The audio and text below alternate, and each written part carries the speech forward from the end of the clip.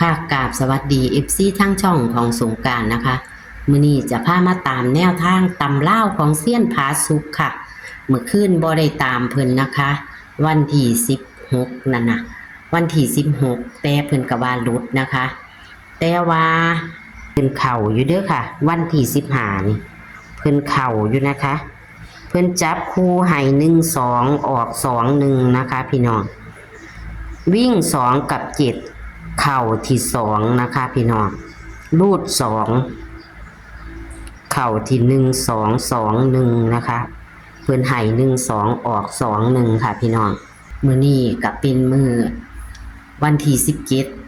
ตำลาวของเซียนไส้ว่านวันที่17มิถุนายน69จะเป็นตัวใดเฮาไปรับชมรับฟังกันได้เลยค่ะ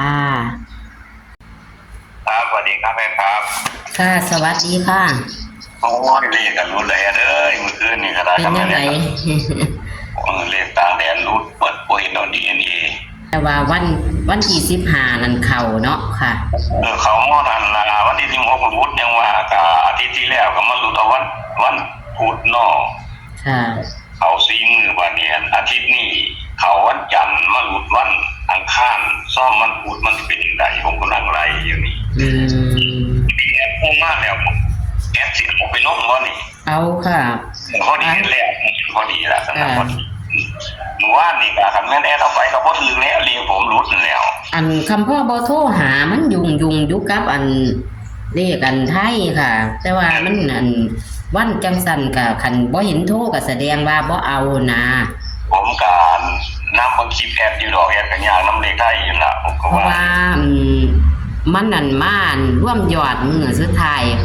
นะมันมีกระพุ้ฝันแม่ค่ะมันเท่ากันเนาะมันออกมือเดียวกันมันเลยมันแต่ว่าเอาของวันที่11นี่แหละแอดของวันที่17นี่แหละไปแอดก่อนผมเห็นแล้วพอดีนี่ผมวิ่ง8 กับ 3เลยแอดเด้อวิ่ง3 กับ 8บนล่างนี่แหละ3 กับ 8ผมสิบอกเอาเลข3ตัวดอกเพราะว่ามันรุดแล้วก็จะตั้งหลักไหมถ้าไป3ตัวมันก็จับโป้ยเขานะเอา2ตัวตะกอนกับเลข6จับคู่มี37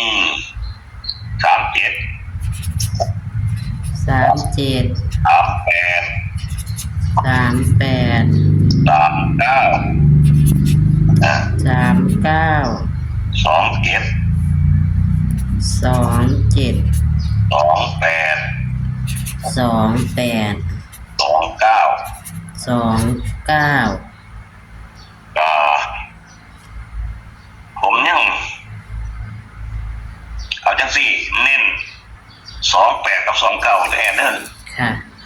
เน้น28 กับ 29 3นั่นก็ความหมายก็จริงๆนั่นก็38นี่ก็มาแห้งอยู่ในตัวเดิมว่าคือว่านัด2นี่ล่ะจริงๆก็วิ่ง3 กับ 8หรือที่จับเป็น3 กับ 2ก็ได้เพราะว่าเลขมัน3ตัวแล้วมันสิอยู่นำกันนี่นะแต่ว่าอยู่นี่ผมบอกเลข2มาไว้มันเป็นรองกับ3มันอยู่นำกันในเลข2 3 8นี่มันจะต้องมากแม่การตามทำลายเนาะคือหมวดของหันกับมันใจแค่ดอกคนนะเป็นอะไรมันรูดว่านี่อันมันกับเขาเดินมาอยู่ตะวันจันทร์วันอังคารหมู่บ้านวันอังคารเป็นบ่ค่ะหมู่บ้านวันอังคารแม่นอยู่ค่ะมาดุดวันอังคารข้าเตียมันเดินอีกต่อไปมันกับเขามันเอาแล้วเนาะแอดอาทิตย์นึงรูดมือเดียวก็ถือว่าเก่งอยู่ได้เนาะแม่นค่ะอันนี้พออาทิตย์นี้ก็เขามือเดียวก็ถือว่ามันรูดกะเฮาก็เบิ่งไปอีกข้าเตียมันบ่หลุดก็เลข3ตัวบ่เอาเนาะแอดเด้อกะเรียกแต่เซียนค่ะตั้งหลักใหม่ก่อนเพราะว่ามันรุดแล้วก็ต้องตั้งหลักใหม่เพราะว่าเดี๋ยวนี้ก็สูตรที่มันรุดนี่ก็พับไว้แล้ว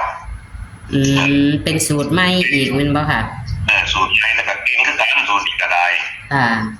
ผมเรียนตีกูมาว่าท่านหลุดจะเทื่อได้อีกแต่ว่าท่านเอาออกให้เพราะว่าสูตรที่หายไปที่แล้วมันเป็นหลักแสนกับหลักหมื่นเดี๋ยวนี้เจ้าหลักร้อยกับหลัก10มาถอดก่อนนี่ค่ะคันสิว่ามันถือซ้ำได้ละหน่อยย้อนหลังก็เป็น10งวดคือกันนั่นล่ะย้อนหลังกับเขาดีครับอยู่แม่นบ่ค่ะปัดก้าวต่อไปข้างหน้ามันจะแม่นบ่เท่านั้นนี่นี่คันย้อนหลังคือมันถือเป็นออนซ้อนเด้ค่ะมันรอให้เฮาลงผลเพิ่นได้เลขเป็นอย่างที่กันเบิ่งทางหลังโอ้ยถึงใส่ลายมามั่นใจนักแล้วผมบ่เคยเห็น เฮ็ดไว้เบิ่งนี่บัดนี้ มันหายไปเลยว่าทุกอย่างเลยกันนี่แหละเห็นว่ามันหายไปหมดเลยทั้งที่มันเดินมาดีเนี่ยเนาะวันที่15มันก็มีเข้ามีหลุดล่ะค่ะ มันก็เดินมาคักอยู่แน่นอยู่กับคำว่าน้อยเนาะค่ะมันก็เดินมาอาทิตย์ก่อนก็หลุดแค่มือเดียวนี่ก็โอเคแล้วค่ะแน่นอยู่กับเที่ยวนี้ก็แค่เนาะเพราะว่าที่เห็นนี่ล่ะเอาแอปเพิ่นมื้อมีเลขทั้งเบิด6ตัวเด้อค่ะวิ่ง3กับ8นี่บ่ให้ว่าเท่ากันแม่นบ่ค่ะนี่ผลแล้วคือการทอๆกันนั่นล่ะแล้วก็จับคู่37 38 39 27 28 29ตัวนิ่นเลยค่ะนิ่นไปถ้า28กับ29นี่แม่นบ่ค่ะเป็น2ตัวค่ะให้เลขวิ่งนั่นถ้าผู้ใดบ่ชอบ8เอา2มาแทนกับคุณค่าเท่ากันเด้อเพราะว่ามันมีเลขวิ่ง2สูตรได้อยู่ในนี้ค่ะอย่างว่าสูตร1มัน2กับ3เนาะสูตร1มัน3กับ8น่ะนะค่ะผมเลยซับ2สูตรไม่ใช่กันแต่ว่าผมตัดเลข2ออกก็คือขัดสิเอาเลข2มาใส่ก็เป็นเลขวิ่งกันนั่นแหละเอาทุกนั้นละวิ่งกันแต่ว่าคนเก่าผมมาแล้วมันได้หลัก3กับหลัก2นั่นล่ะเพราะว่าสำหรับ8นี่เปลี่ยนเป็น2ก็ได้อย่างที่ผมเป็นอย่างนั้นมันมี2สูตรอยู่ในนี้ก็จักสิเป็นจังได๋เนาะเนาะมันรู้แล้วก็ตั้งหลักใหม่เนาะเนาะค่ะมันก็มีเข้ามีหลุดล่ะค่ะทุกคนล่ะค่ะทุกเซียนล่ะค่ะการเมื่อนั้นเนาะครูอาจารย์กันเนาะมันมีผู้รู้เนาะเลขสูตรเลขคำนวณเนาะค่ะตาเลขความฝันก็ยังหลุดไปตามกันเลยเลขใหญ่ยังไงมาออกสั่นออกตัวเดียวกันโอ้ยันแน่มันออกแค่ไหนเขาจับยาอยู่เป็นยังจะว่าสันติเลขจับจริงๆน่ะเลขมันเบิ้ลมันจะหลายงวดแล้วแหละถ้ามาเบิ้ลเนี่ยคือเลขตัวเดียวออก2ตำแหน่งเนาะค่ะมันแต่มันออกกัน5 2 4 5ผมมาเนี่ยต่อมากะ4 5 5 7นั่นมันมา2เทื่อเนาะค่ะวันนี้ต่อมานี่มัน5 4 1 1น่ะ1มา2เทื่อน่ะต่อมานี่มัน50 60เนี่ยเลขของเขาตอนนี้เนาะต่อมาอีก1มา2เทื่อที่2 1 1 3นี่แหละมันเป็นนั่นในโลกนี่มานี่ก็ยังเบิ้ลนี่ได้บ่นี่5 4 1 1เขาว่ามันก็เลยมันนี่8นี่นะ8เนี่ยสินะ1100นี่มันมากตัวเดียวมา2เทื่อนะขึ้นกันมา5883ติจริงๆเนี่ยในสูตรหวยเนาะคนนั้นคนเสียนเฮ็ดหวยคือผมนี่ถ้ามาซ้ำกัน2เทื่อก็ถือว่ามันมาเบิ่นนั่นล่ะแม่นมันสิบ่อยู่ในตำแหน่งเดียวกันตามมันก็มันเลขตัวเก่ามานํกันมันมาซ้ำกันนะแต่ทั้งหมดมาซ้ำกันเขาจับยากเพราะว่าการถอดเลขกับถอดตัวเดียวคู่เดียวเนาะถ้าเป็นตัวเดียวโอเคนี่ผมก็ยอมอยู่มันเบิ้ลมันหลายแล้วเพราะว่าเลขมันออกตัวเดียว2ตำแหน่งค่ะนะครับออกตัวเดียวในเลข4ตัวนี่ตัวเดียวมี2เทื่อก็ถือว่ามันเบิ้ลไปแล้วมันสิอยู่ตำแหน่งได้ก็ตามเพราะว่าเขาเอาเลขแค่4ตัวเนาะเลขล่างมัน6เลขไทยเฮามันเบิ้ลยาวมาแล้ว2มันสิมาอยู่ในเลขจับคู่ฟีเดอร์แอดเดอร์ค่ะในเลขผมกับทั้งหมดของสูตรนี่แหละแอดค่ะจังได๋ก็ขอให้โชคดีสุขทุกคนสวัสดีครับโชคดีครับสวัสดีครับขอบคุณค่ะสวัสดีค่ะตัวเลขแนวทางของเซียนผาสุกนะคะของตำลาวค่ะพี่น้องอาทิตย์ก่อนนะคะกระลุดแค่มือเดียวนะคะมาอาทิตย์นี้มื้อคืนนี้ก็บ่ได้เอาน้ำเพิ่นนะคะวันที่15เอา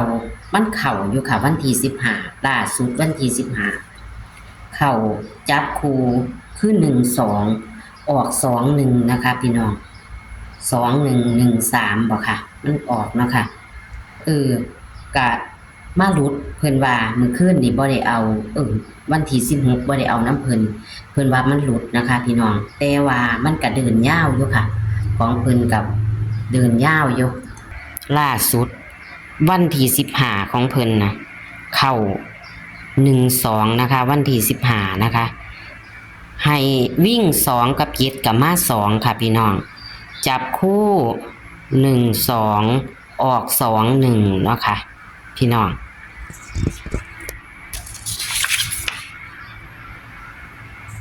ส่วนวันที่17มิถุนายน69คือมื้อนี้นะคะ นี่ค่ะ3กับ8ค่ะตัววิ่ง3กับ8ตำเล่าวเด้อค่ะพี่น้อง3กับ8มาตัวเด้อค่ะลุดมือขึ้นแล้วมือนี้อาจจะบ่ลุดนะคะจับคู่37 38 39 27 28 29นะคะพี่น้องแคปหน้าจอค่ะตัวเลขแนวทางของเซียนผาสุกนะคะตำเล่าวค่ะโชคมันกับเซียนคือเก่าค่ะพี่น้องรุดมือขึ้นนี่อาจจะเข่ามานี่นะคะแต่วันที่15นั้นเข่านะคะ12จับคู่12เข้า21นะคะออก21อ้าวโชคมันค่ะชอบกับกดไลค์ใช่กับกดแชร์ค่ะเป็นกำลังแรงใจให้ช่องน้อยๆของสงกรานต์เหมือนเดิมค่ะคลิปนี้ก็ฝากไว้ซ้ำนี้ค่ะสวัสดีค่ะ